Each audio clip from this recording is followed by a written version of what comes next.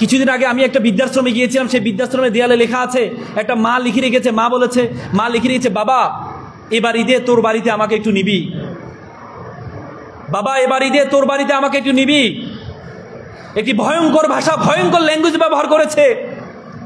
আজকে আমরা সভ্য হচ্ছি, কিন্তু আমাদের সমাজে বৃদ্ধাশ্রম বেড়ে যাচ্ছে শুধুমাত্র সন্তানকে আমরা নীতি নৈতিকতা শিক্ষা না দেওয়ার কারণে।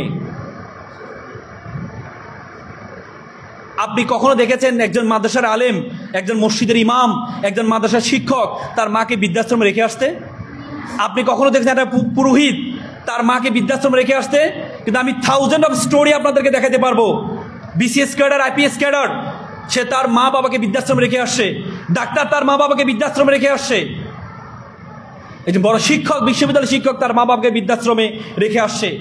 একটা কথা প্রচলন আছে, সন্তান তখন দুনিয়াবী শিক্ষায় শিক্ষিত হয়, তখন মা বাবা চিন্তা করে সন্তান কোন কথায় মাইন্ড করবে। আর সন্তান যখন দ্বীনি নৈতিকতা সম্পূর্ণ হয়, দ্বীনি শিক্ষায় দীক্ষিত হয়, তখন সন্তান চিন্তা করে মা বাবা কোন কথায় রাগ করবে। সুতরাং আজকে যদি সন্তানকে আমরা মোরালিটিতে শিখাতে পারি, তাহলে সন্তান কখনো পথভ্রষ্ট হবে না। একবার একটা ছেলে সফল হয়েছে আমেরিকাতে, ইঞ্জিনিয়ার। তার বাবা মারা গিয়েছে। বাবা মারা যাওয়ার পরে মা ফোন দিয়েছে যে বাবা তোমার বাবা মারা গিয়েছে, তোমাকে যেভাবে হোক চলে আসো। সে কিছুক্ষণ পরে তার খালাকে ফোন দিয়ে বলল, মাকে বলো যে আমি আসতে পারবো না, আমি কিছু টাকা পয়সা পাঠাচ্ছি, তুমি এক কাজ করো, সুন্দর করে কি অনুষ্ঠানটা সুন্দর করে, মা বাবার যে শেষ দাফনের অনুষ্ঠানটা খুব সুন্দর করে করো। পরবর্তীতে মা ছেলেকে ফোন দিয়ে বলল যে বাবা তোকে কি এই জন্য বড় করেছি, তোকে কি এই জন্য মানুষ করেছি যে তুই তোর বাবার জন্য টাকা পাঠাবি, এটাই তোর শেষ?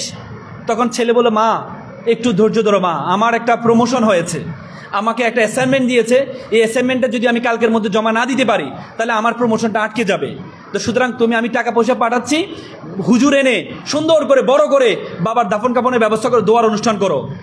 তখন মা বলল, আমি কি এই সন্তানকে পেটে নিয়েছিলাম, এই সন্তানকে মানুষ করেছি? তখন ছেলে বলল, মা একটু আবেগী কম হও। আমি যখন ক্লাস 4-এ পড়ি তখন আমার দাদা মারা গিয়েছিল, আমি দাদার লাশের পাশে কান্না করছিলাম, তুমি আমাকে জোর করে স্কুলে পাঠিয়েছিলে, তুমি আমাকে বলেছিলে মৃত্যু মানুষ বরণ করবেই, এটাই স্বাভাবিক, বৃদ্ধ হলে মানুষ মারা যাবে, কিন্তু ক্যারিয়ারের সাথে কোনো কম্প্রোমাইজ করা যাবে না। তুমি আমাকে ছোটবেলা শিখিয়েছিলে ক্যারিয়ারের সাথে কোনো কম্প্রোমাইজ করা যাবে না, আমি সেটি শিখেছি। আমি এখনো মনে করি তোমার সে কথাটা আমার মাথায় এখনো গেঁথে আছে যে ক্যারিয়ারের সাথে কোনো কম্প্রোমাইজ করা যাবে না। তো সুতরাং আপনি আপনার সন্তানকে যেটি শিখাবেন সন্তান সেভাবে বড় হবে। এটিকে বলে লার্ন বিহেভিয়ার। একবার একটা ছেলে খুব ভালো আচরণ করে, স্কুলের শিক্ষকরা জিজ্ঞেস করলো তুমি এত ভালো আচরণ কিভাবে করো? তখন সে সন্তানটি বলল যে আমি ভালো আচরণ, আমার পরিবারের সকলেই এভাবে আচরণ করে। তার মানে শিশুরা শিখে লার্ন বিহেভিয়ার, আমাদের বিহেভ থেকে শিখে, আমরা কি করি, আমরা কি বলি, আমরা তাকে কিভাবে অ্যাপ্রোচ করি।